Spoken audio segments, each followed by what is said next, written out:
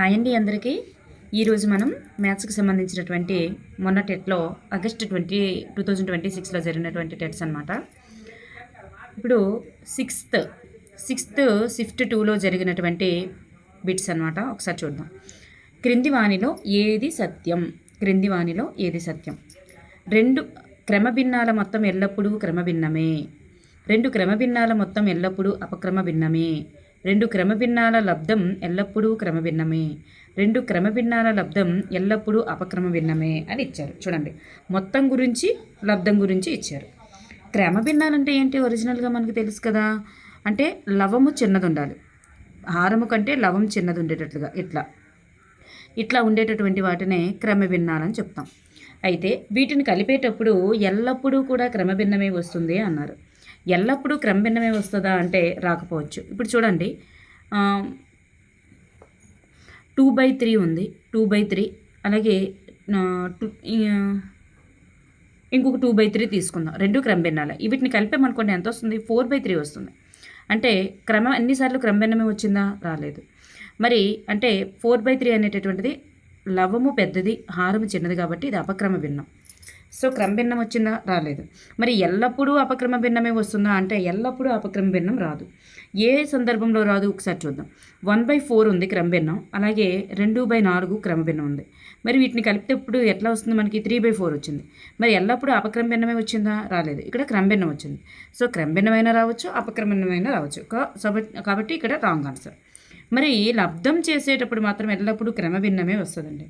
లబ్ధం ఏ రెండు క్రమభిన్నాలు తీసుకున్నా లబ్ధం చేసేటప్పుడు మాత్రం తప్పనిసరిగా క్రమభిన్నమే వస్తుంది. కాబట్టి ఇది రైట్ ఆన్సర్. ఎల్లప్పుడూ అపక్రమభిన్నం అనేది కూడా రాంగ్ ఆన్సరే. నెక్స్ట్ వన్, క్రింది వానిలో ఏది 3 వరుస సహజ సంఖ్యల లబ్ధం అవుతుంది?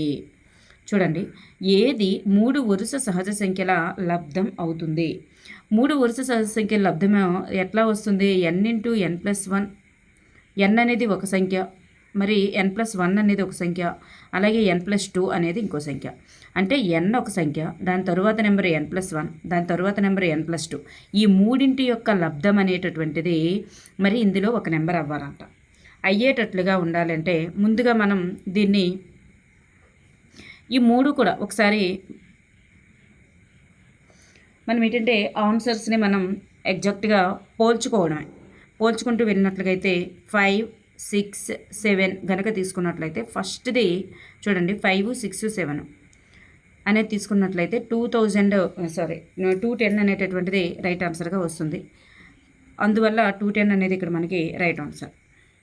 కింది వానిలో ఏ భిన్నం 13/21 మరియు 5/7 మధ్య ఉంటుంది?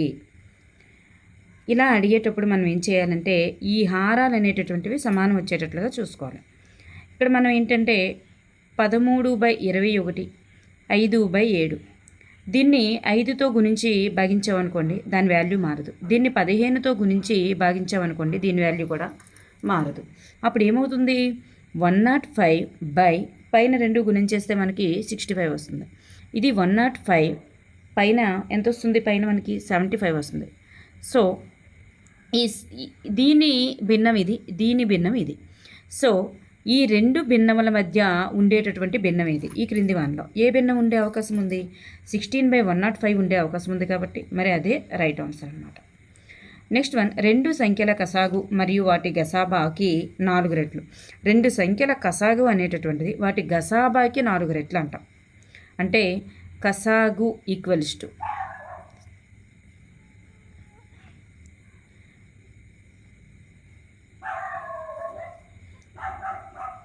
కసాగు ఈక్వల్స్ టు 4 ఇంటూ గసాబా. కసాగు ఈక్వల్స్ టు 4 ఇంటూ గసాబా. మరియు కసాగు గసాబాల మొత్తము 30 అంట. కసాగు అలాగే గసాబా ఈ రెండింటి మొత్తం ఎంత? ఇంటూ కాదు, ప్లస్ వస్తుంది. రెండింటి మొత్తం ఎంత? 30. అయితే వాటిలో ఒక సంఖ్య అనేది 18. అయితే రెండవ సంఖ్య ఎంత అని అడిగారు. దీన్ని మనం ఎలా చేయవచ్చు? ఇప్పుడు చూడండి, ఇక్కడ కసాగు ప్లస్ గసాబా అని ఇచ్చారు. కానీ కసాగు అంటే మనకి ఏం తెలుసు? 4 గసాబాలకు సమానమని తెలుసు. అందువల్ల ఇక్కడ కసాగాకి బదులుగా 4 గసాబాలు వేసుకుంటాం, ప్లస్ ఇంకొక గసాబా ఈక్వల్స్ టు 30. అంటే ఇక్కడ 4 గసాబాలు, 1 గసాబా, మొత్తం ఎంత అవుతుంది? 5 గసాబా. 5 గసాబా 30 అయితే 1 గసాబా ఎంత అవుతుంది? 1 గసాబా అనేటటువంటిది 6 అవుతుంది. అంటే మనకి గసాబా 6 అని తెలిసింది. గసాబా 6 అని తెలిస్తే కసాగు ఎంత వస్తుంది? 4 × 6 వేయండి. సో 4 × 6 వేస్తే 24. సో కసాగు అనేటటువంటిది 24 వచ్చింది. కసాగు తెలిసింది, గసాబా తెలిసింది. అప్పుడు మనకి సంఖ్యలు తెలియాలి. కసాగు గసాబా తెలిస్తే మనకి సంఖ్యలో తెలుసుకోవాలంటే ఏంటంటే కసాగు ఇంటూ గసాబా అనేటటువంటిది 2 సంఖ్యల లబ్ధానికి సమానం. కసాగు గసాబాల లబ్ధం అనేది ఆ 2 సంఖ్యల లబ్ధానికి సమానం. అంటే ఇక్కడ ఆ 2 సంఖ్యలు ఏంటేంటి? ఏబి అనుకుందాం. అది దేనికి సమానం? కసాగు ఇంటూ గసాబాల లబ్ధానికి సమానం. మనకి కసాగు గసాబాలు ఏమేమి వచ్చాయి? 6 × 24 వచ్చింది. ఇక్కడ ఎంత ఉంది? ఒక సంఖ్య మనకు తెలుసు కదా, 18 అని. మరి బి తెలుసా? బి తెలియదు. మనకి బి తెలియాలంటే ఏం చేయాలి? B1 ఇవతలు ఉంచేసి B1 ఇక్కడ ఉంచేసి మిగతా ఈ 18 అటు పంపిస్తాం. 6 × 24/18 అంటే 6 1 జా 6 3 జా 3 1 జార్ 3 8 జార్. సో బి వాల్యూ మనకి ఎంత వచ్చింది? 8 అనేటటువంటిది right answer. Next one 6x 10x మరియు 12xల కసాగా 180 అయితే గసాబా ఎంత? 6x 10x 12xల కసాగు 180 అంటే ఏంటి? ఈ మూడింట్ల కసాగు మనకి ఎంత వస్తుంది? మామూలుగా అయితే 6 10 12ల కసాగు మనకు తెలుసు 60 వస్తుంది. సో ఈ పక్కన ఎక్స్లు ఉన్నాయి కాబట్టి వీటి యొక్క కసాగు ఏమవుతుందంటే వీటి యొక్క కసాగు 60x అనేది వస్తుంది. కానీ మనకి కసాగ్ అనేది ఎంత అని ఇచ్చారు? 60x అనేది 180కి సమానం అని ఇచ్చారు. సో ఎక్స్ అంటే మనకి ఎంత వస్తుంది అప్పుడు వాల్యూ? 180/60. సో 3 వస్తుంది. సో ఎక్స్ వాల్యూ 3 వచ్చింది. ఎక్స్ వాల్యూ 3 వస్తే ఒక్కొక్కటి ఎన్నో ఇక్కడ వేయండి. సో ఎక్స్ వాల్యూ 3 వచ్చింది, అక్కడ పెడదాం. నెక్స్ట్ 6x 10x 12xల గసాబా కదా అడిగారు. ఈ 6 10 12 యొక్క గసాబా అంటే ఏంటి? ఆ 3 సంఖ్యలను నిశ్శేషంగా భాగించి అతిపెద్ద సంఖ్య. ఈ మూడింటిని నిశ్శేషంగా భాగించేటటువంటి అతిపెద్ద సంఖ్య ఎంత అంటే 3 అవదు కదా, 2. సో ఈ గసాబా అనేటటువంటిది 2. అంటే ఈ 6 10 12ల యొక్క గసాబా 2, కానీ పక్కన ఎక్స్ ఉంది కదా, అందువల్ల గసాబా 2x అవుతుంది. మనకి గసాబానే కదా అడిగారు, 2x అవుతుంది. కానీ 2x అనేది పెట్టేస్తామా? ఇక్కడ ఎక్స్ వాల్యూ అనేటటువంటిది వేసుకోవాలి కాబట్టి 2 × 3 అనేది 6. సో 6 అనేది right answer. Next one x - 3 అనే ద్విపది. x - 3 అనేటటువంటి ద్విపది ఈ క్రింది వానిలో ఏ త్రిపదికి కారణాంకం కాదు? చూడండి, x - 3 అనేటటువంటిది క్రింది వానిలో కారణాంకము కాకూడదు అంటే అర్థం ఏంటంటే ఈ 3ని కనుక ఇందులో x వాల్యూకి బదులుగా 3 వేస్తే, వీటిలో 3 వేస్తే ఆ బహుపది అనేటటువంటిది 0 రాకూడదు. ఏదైతే 0 రాకుండా ఉంటుందో దానికి x - 3 అనేది కారణాంకం కాదని అర్థం. అంటే 3 వాల్యూ అనేది xకి బదులుగా వేస్తే 0 రాకూడదు. అప్పుడు 3 అనేటటువంటిది ఎక్స్కి వాల్యూ వేస్తే ఫస్ట్ది మనకి 0నే వస్తుంది. మరి సెకండ్ది -6 వస్తుంది, థర్డ్ది 0 వస్తుంది, ఫోర్త్ది కూడా 0 వస్తుంది. అందువలన ఆప్షన్ 2 అనేటటువంటిది రాంగ్ ఆన్సర్ అంటే త్రిపది రైట్ ఆన్సరు. దీనికి x - 3 అనేది కారణాంకం కాదు. ఒకసారి చూద్దాం. 3² -2 × 3 -3. సో 3² అంటే 9 -7x కదా, ఇది 7 కదా. సో 7 3 జా 21 -3. ఇప్పుడు 9 2 జా 18 -21 -3.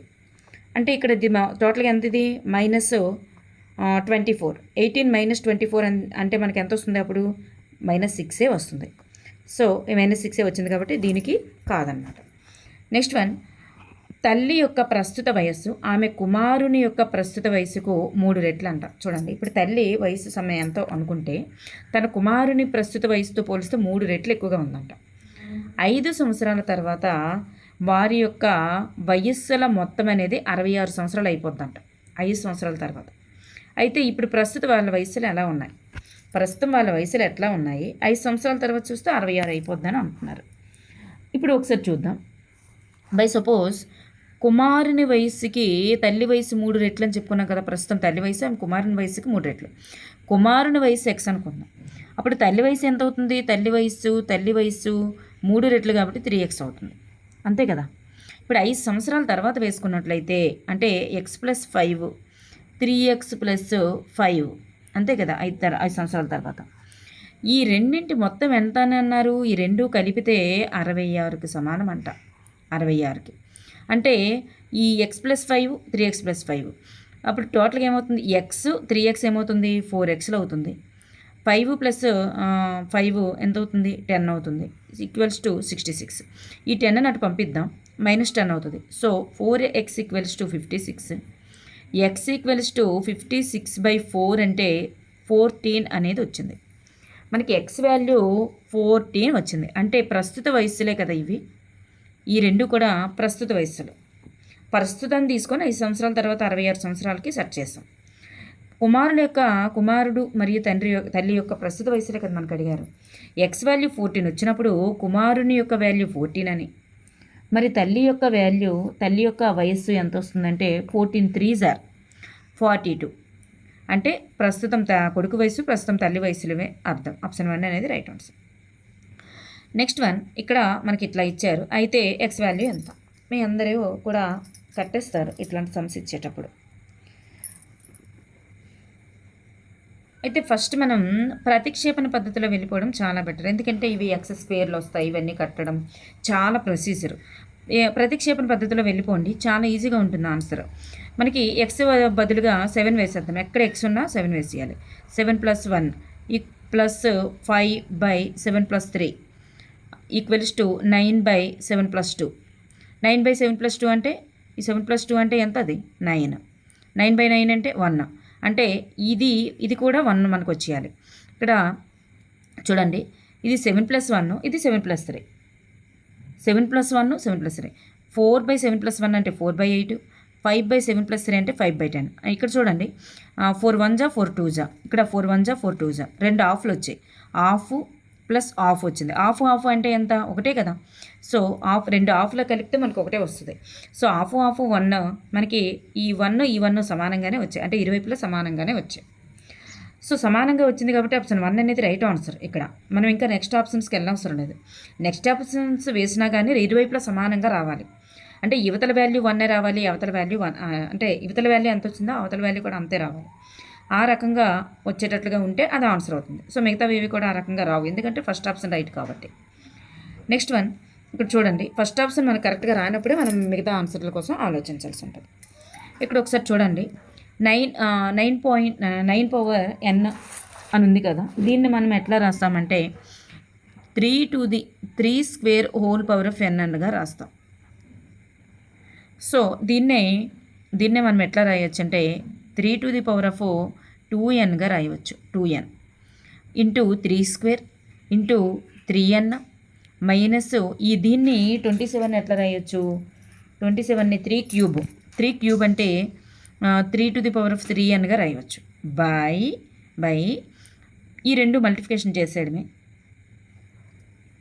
3 × 15 ఇంటూ 2³ = 1/27. 1/27.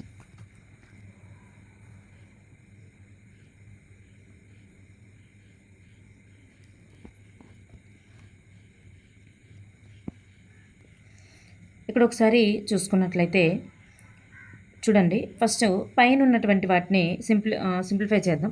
3² ఈ పైన ఇంటూలో ఉన్నటువంటివన్నీ కూడా ఇవన్నీ భూములు సమానంగా ఉన్నాయి కాబట్టి ఘాతాంకాలు కలుపుతాం. 2n + 2 + n మైనస్ 3²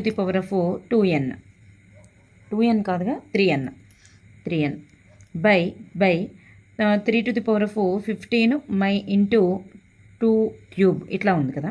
మళ్ళీ దీన్ని సింప్లిఫై చేస్తే 3/4 2n 3n + 2 minus 3/4 3n by 3/15 into 2³ ఇట్లా ఉంది. నెక్స్ట్ దీన్ని మళ్ళీ సింప్లిఫై చేసుకున్నట్లయితే 3/4 3n దీంట్లో ఉంది, మరి దీంట్లో కూడా ఉంది కాబట్టి దీన్ని కామన్ తీస్తే ఇక్కడ ఏముంది, ఇంకా 2 ఉంది, -1 ఉంది. సారీ 2 కాదు, 3 స్క్వేర్ వస్తుంది ఇక్కడ మనకి. 3 స్క్వేర్ ఉంది, -1 ఉంది, 3 స్క్వేర్ -1 బై ఈ కిందన ఏమున్నాయి 3⁻15 ఇంటూ 2 క్యూబ్ అనేవి ఉన్నాయి.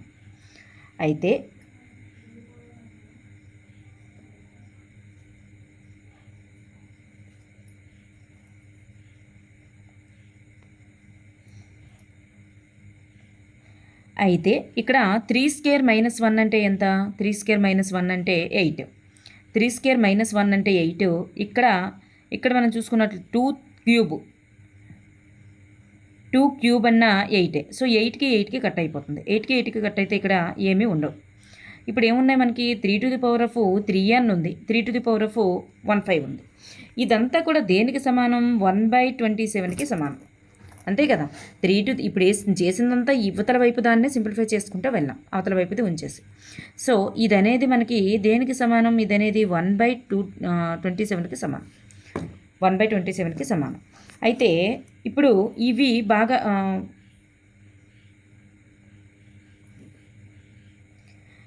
భాగాహారంలో ఉన్నాయి కదా. సో రెండు వైపులా కూడా 3 క్యూబ్లే ఉన్నాయి కాబట్టి 3⁻4 ఉన్నాయి కాబట్టి ఇప్పుడు మనం దాన్ని ఎట్లా చేయవచ్చు, 3⁻3n - 15గా రాయవచ్చు. దీన్ని ఎట్లా రాయవచ్చు, 1/27ని ఏమి రాయవచ్చు, 3 క్యూబ్గా రాయవచ్చు. ఈ 3 క్యూబ్ని ఎట్లా రాయవచ్చు, 3⁻3-3గా రాయవచ్చు, 3⁻3గా రాయవచ్చు. ఇరువైపులా భూములు సమానంగా ఉన్నాయి కాబట్టి ఘాతాంకాలు సమానం చేస్తే ఇట్లా వస్తుంది. ఇప్పుడు ఈ -15ని ఇతరకు పంపిద్దాం, +15గా మారుతుంది. ఈ -15 ఇక్కడ ఉండదు, అంతే కదా. అప్పుడు ఏమవుతుంది, ఇక్కడ -3 అండి ఇది. సో అందువల్ల 12 ఉంటుంది ఇక్కడ. 3n = 12 అయితే n వాల్యూ ఎంత వస్తుంది, 12/3 అంటే 4 అనేటటువంటిది వస్తుంది. So the right answer is 4 అనేది right answer. Next one 6x + 20, అలాగే 9y + 30 డిగ్రీస్, అలాగే 3z + 40 డిగ్రీస్. ఈ మూడు కూడా సంపూర్ణ కోణాన్ని చేశాయి. సంపూర్ణ కోణం వాల్యూ ఎంత మనకు తెలుసు కదా, 360 డిగ్రీలు. ఈ మూడు కలిపి 360 డిగ్రీలు ఏర్పరిస్తే XYZ వాల్యూ ఎంత అని అడిగారు. మనం చేసేయచ్చు కదా ఇది సింపుల్గానే. ఎట్లా చేస్తాం, ఈ మూడు మిక్స్ చేస్తాం. ఫస్ట్ ఈ మూడు కలిపేస్తాం. ఈ మూడు కలిపిస్తే మనకి ఏమొస్తుంది, 6x + 20 degrees, 9y + 30 degrees, 3z + 40 degrees. ఇదంతా కూడా 360 డిగ్రీలకి సమానం. మనకి ఈ డిగ్రీలన్నీ కలిపేద్దాము. ఫస్ట్ 6x, 9y + 3z వేసేద్దాం. ఈ 20, 30, 40 ఈ కలిపితే మనకి ఎంత వస్తుంది, 90 వస్తుంది. ఈ 90ని అవతలకు పంపిద్దాం. 360 - 90, 360 - 90 ఎంత వస్తుంది మనకి, 270 అనేది వస్తుంది. 6x వీటన్నింటిలో నుంచి మనం 3ని కామన్ తీసామనుకోండి, వీటన్నింటి నుంచి 3ని కామన్ తీసేస్తే అన్నింటిలో కూడా 3 కామన్ తీసామనుకోండి, అప్పుడు ఏమొస్తుంది, 2x + 3y + z = దీంట్లో 270 కూడా అంటే మూడింటిని అంటే ఇరువైపులా 3తో డివిజన్ చేయడం, అలా చేసినా ఒకటే. ఇరువైపులా 3తో డివిజన్ చేసామనుకోండి, అప్పుడు ఏమవుతుంది మనకి 2x + 3y + z = దీన్ని కూడా 3తో డివిజన్ చేస్తే మనకి ఎంత వస్తుంది, 90 డిగ్రీస్ అనేది వస్తుంది.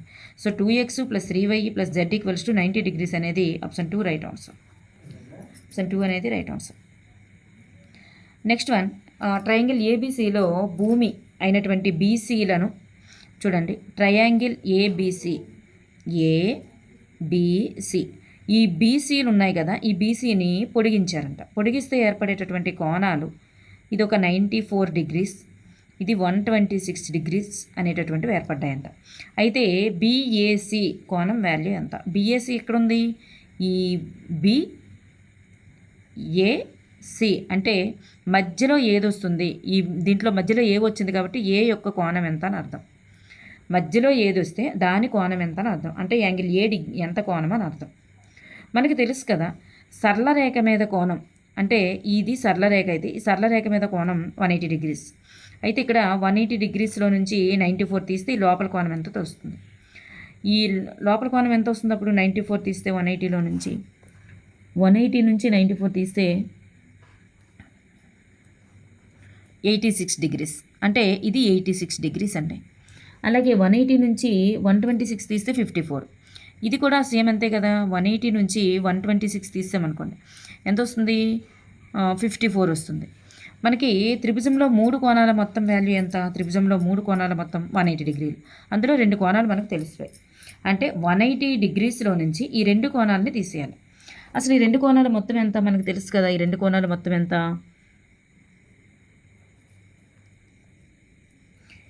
ఈ 2 కోణాల మొత్తం ఎంత వస్తుంది, 134 అనేటటువంటిది వస్తుంది. అంటే -134, -134 180 డిగ్రీస్లో ఉంచి 86 54 అంటే 140 డిగ్రీస్. 84 54 ఎంత వస్తుంది, ఇది 80 అనుకున్నా. 84 54 ఎంత వస్తుంది అంటే 140 డిగ్రీస్. 180లో నుంచి 140 డిగ్రీస్ తీసేస్తే మనకి ఏ యొక్క కోణం వస్తుంది, అంటే 40 డిగ్రీస్ అనేది యాంగిల్ ఏ అనేది రైట్ ఆన్సర్. నెక్స్ట్ వన్, ఒక పంచభుజి యొక్క బాహ్య కోణాలు ఇచ్చేసారు. అయితే ఎక్స్ వాల్యూ ఎంత. పంచభుజి యొక్క బాహ్య కోణాలు ఇచ్చేసారు, ఎక్స్ వాల్యూ ఎంత అని అన్నారు. బాహ్య కోణం లేదా బాహ్య కోణాల మొత్తం అనేటప్పుడు మనం ఆలోచించాల్సిన అవసరం లేదు. 360 డిగ్రీలు అని అర్థం. ఆ బాహ్య కోణాల యొక్క మొత్తం టోటల్ వాల్యూ 360 డిగ్రీలు. ఇక్కడ బాహ్య కోణాలు ఏంటంటే ఇచ్చారు, 2x + 3x ఎన్నింటినీ కలిపితే మనకి 360 డిగ్రీలకి సమానం అని అర్థం. అయితే ఇవన్నీ కలిపితే 360 డిగ్రీలు కదా. ఇవి 2 3 5 9 14 20 అంటే 20x అనేవి 360 డిగ్రీలకు సమానం.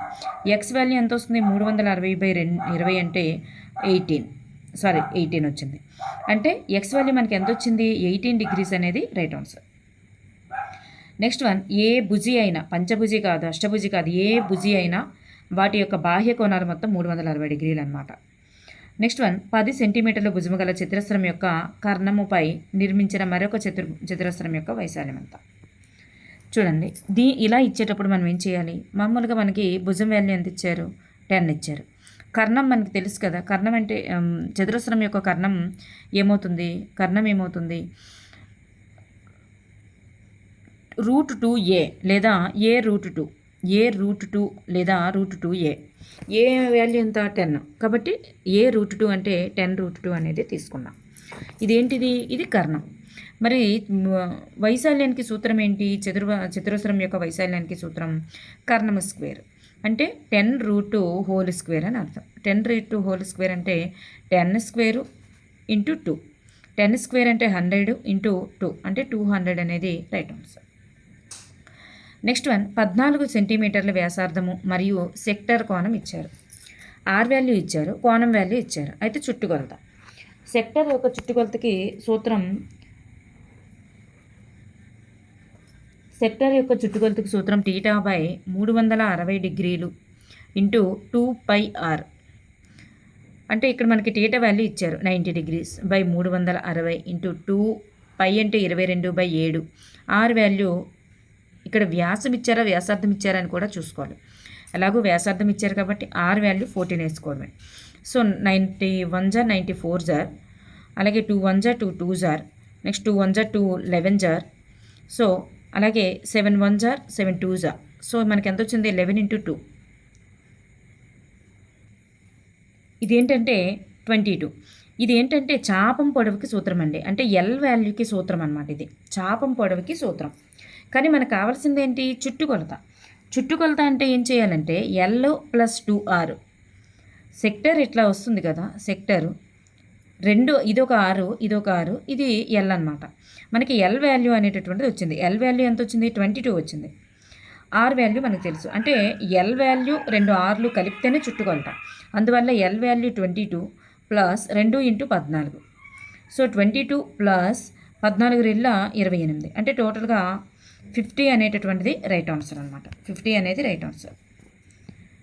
నెక్స్ట్ వన్, 14 సెంటీమీటర్ల వ్యాసము మరియు వ్యాసం ఇచ్చారు. చూడండి ఇక్కడ 15 సెంటీమీటర్ల పొడవు గల స్తూపం యొక్క వక్రతలమును పూర్తిగా అతికించుటకు కావలసిన స్టిక్కర్ యొక్క వైశాల్యం ఎంత అన్నారు. అంటే ఏంటంటే ఇక్కడ మనకి వక్రతల వైశాల్యం గురించి అడిగారు. స్తూపం యొక్క వక్రతల వైశాల్యము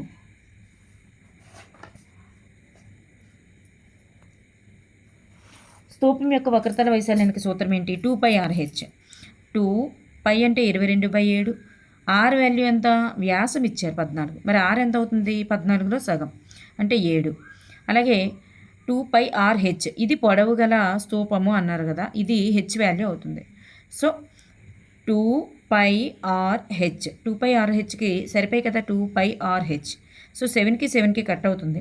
కట్ అయితే మీద ఉన్నటువంటి వాటిని అన్నింటినీ మల్టిప్లికేషన్ చేసుకున్నట్లయితే 660 అనేది రైట్ ఆన్సర్. నెక్స్ట్ వన్, ఒక త్రిభుజాకార పట్టకము భూమి చుట్టుకొలత 24 సెంటీమీటర్లు మరియు ఎత్తు అనేది 15 సెంటీమీటర్లు అయితే దాని యొక్క ప్రక్కతల వైశాల్యం ఎంత? దాని యొక్క ప్రక్కతల వైశాల్యం చూడండి. ఒక త్రిభుజాకార పట్టకము యొక్క భూమి చుట్టుకొలత ఇచ్చేశారు, మరి ఎత్తు కూడా ఇచ్చారు. మనకి ప్రక్కతల వైశాల్యానికి సూత్రం ఏంటి? భూమి చుట్టుకొలత ఇంటూ బి ఇంటూ హెచ్ఏ కదా దీని యొక్క సూత్రం. భూమి చుట్టుకొలత ఇచ్చేశారు, మరి ఎత్తు కూడా ఇచ్చేశారు. అలాంటప్పుడు మనకి 2 మల్టిప్లికేషన్ చేస్తే వచ్చేటటువంటిది ఆన్సర్ 360 డిగ్రీస్. 360 అనేది రైట్ ఆన్సర్. నెక్స్ట్ వన్, 8 అనునది 6, 10, 16, 9, 6 మరియు 7ల యొక్క దత్తాంశం యొక్క కేంద్రీయ స్థాన కొలత. అయితే ఆ కొలత ఏంటి చూడండి. 8 అనేది అటువంటిదేమో వీటి యొక్క ఈ దత్తాంశం యొక్క కేంద్రీయ స్థాన కొలత అన్నారు. కేంద్రీయ స్థాన కొలత అంటే ఏంటి? సగటు, మధ్యగతం, బాహులకం. ఈ వ్యాప్తి అనేది కేంద్రీయ స్థాన కొలత కాదు. ఈ 3 కేంద్రీయ స్థాన కొలతలు. అయితే ఈ 6, 10, 16, 9, 6, 7ల యొక్క కేంద్రీయ స్థాన కొలత అవ్వాలి అంటే బాహులకం అయ్యే అవకాశం ఉందా? లేదు. బాహులకం ఎప్పుడు కూడా ఇందులో ఏదైతే ఎక్కువసార్లు వస్తుందో అదే బాహులకం అవుతుంది కాబట్టి బాహులకం అయ్యే అవకాశం లేదు. మరి సగటు మధ్యగతం అవుతుందా? సగటు మధ్యగతం అవుతుందా లేదా అనేది ఒకసారి చూద్దాం. సగటు కనుక ఒకసారి కట్టామంటే 6 + 10 + 16 + 9 + 6 + 7 బై ఎన్ని నెంబర్స్ ఇవి? టోటల్గా 6 నెంబర్స్. సో వీటి మొత్తం ఎంత? 54. పైదాని మొత్తం 54/6 అంటే 9 వచ్చింది కదా. సో సగటు 9 వచ్చింది. కానీ ఇక్కడ ఏమన్నారు? 8 అన్నారు. 8 అనున్నది వీటి యొక్క కేంద్రీయ స్థాన కొలత అన్నారు. మనకు సగటు 9 వచ్చింది అంటే సగటు అయ్యే అవకాశం ఉందా? లేదు. సో తప్పనిసరిగా అది మధ్యగతం మాత్రమే అయ్యే అవకాశం ఉంది. ఇవి ఒకసారి ఆరోహణ లేదా అవరోహణ క్రమంలో మార్చుదాం. ఆరోహణ క్రమంలో పెడితే 6, 6, 7, 9, 10, 16. సో వీటి మధ్యలో వచ్చేటటువంటి ఈ 8 అనేది వీటి మధ్యలో వచ్చే అవకాశం ఉంది. అందువల్ల మధ్యగతం అనేది రైట్ ఆన్సర్. నెక్స్ట్ వన్, 5 ధనపూర్ణ సంఖ్యల యొక్క సగటు 6, మధ్యగతం 5. సగటు ఇచ్చారు, మధ్యగతం ఇచ్చారు. అయితే బాహులకము 3, అతి పెద్ద సంఖ్య 12. అయితే ఆ దత్తాంశం ఆరోహణ క్రమంలో ఎడమ నుండి 2వ సంఖ్య.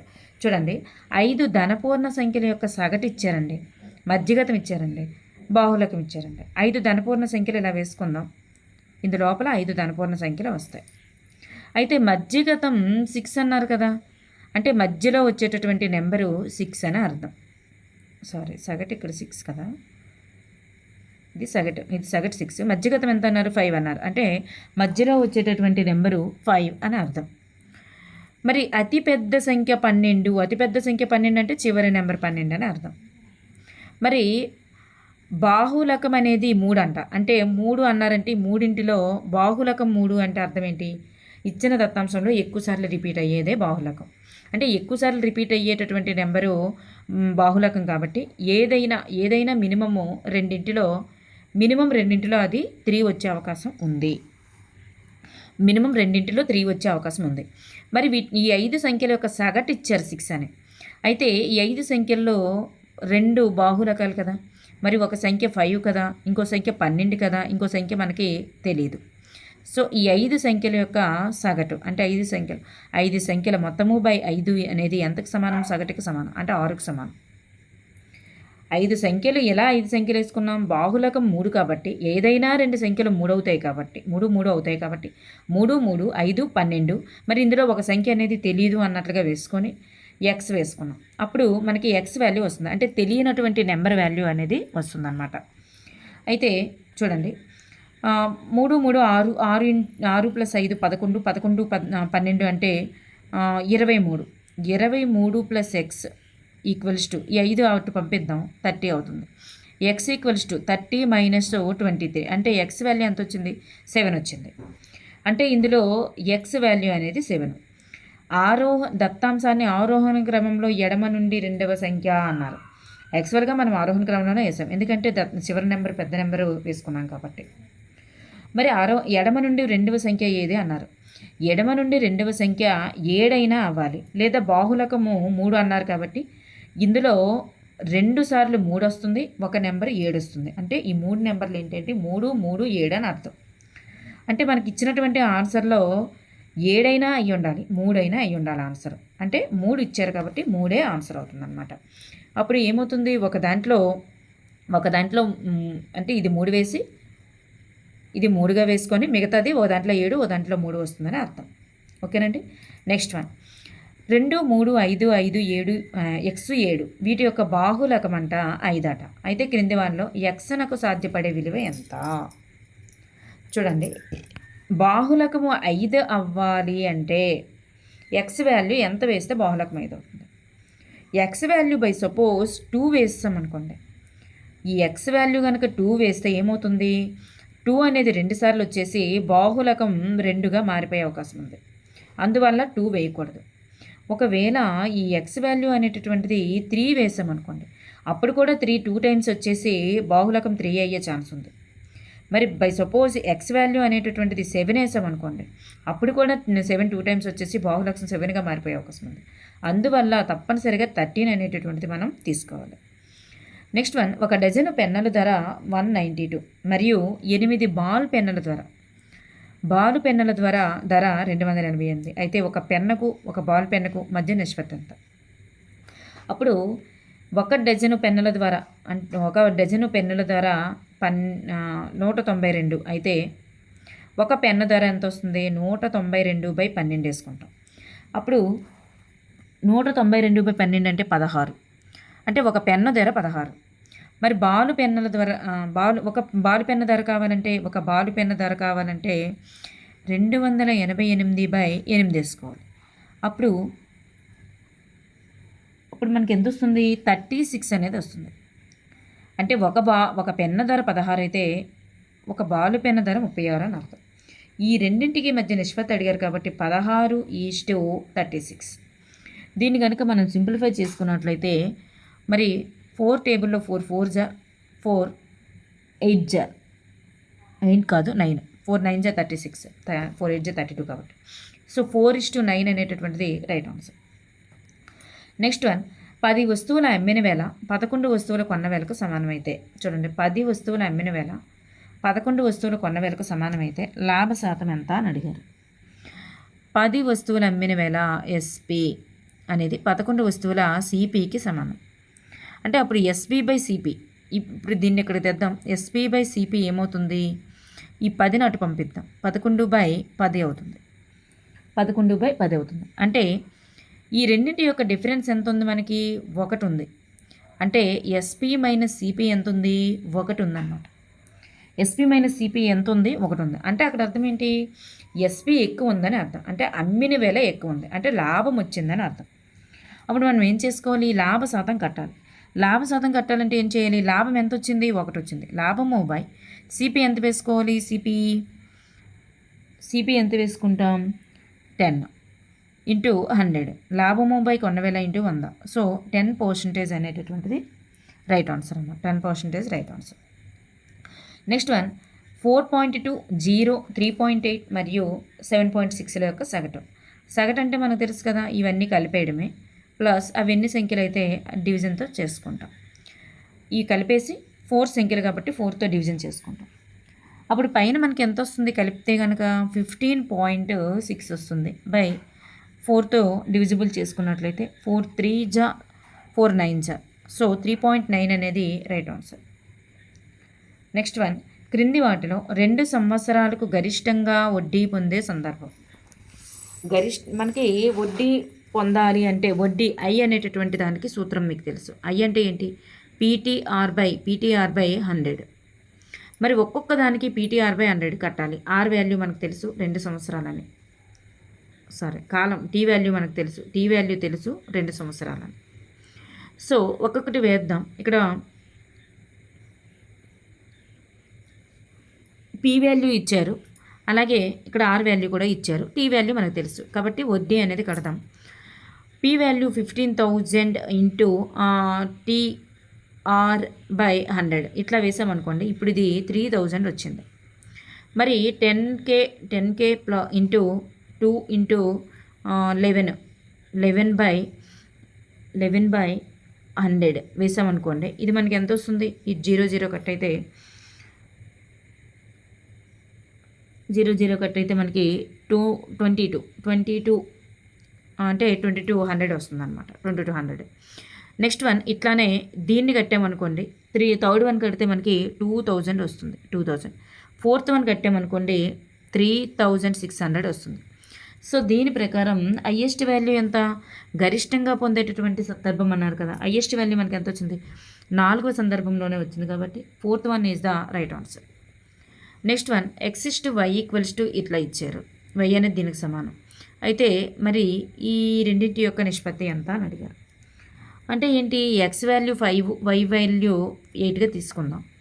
తీసుకొని దీని యొక్క నిష్పత్తిని కడదాం. 5 plus 3 into 8 is to 3 into 5 minus 8. 5 5 జా 25 ప్లస్ 3 8 జార్ 24 ఈస్టు 15 మైనస్ 8. ఇది ఎంత వస్తుంది మనకి టోటల్గా? 49 ఈస్టు 7. అంటే 7 1 జార్ 7 7 జార్ అంటే మనకి ఎంత వచ్చింది? 7:1 అనేది రైట్ ఆన్సర్.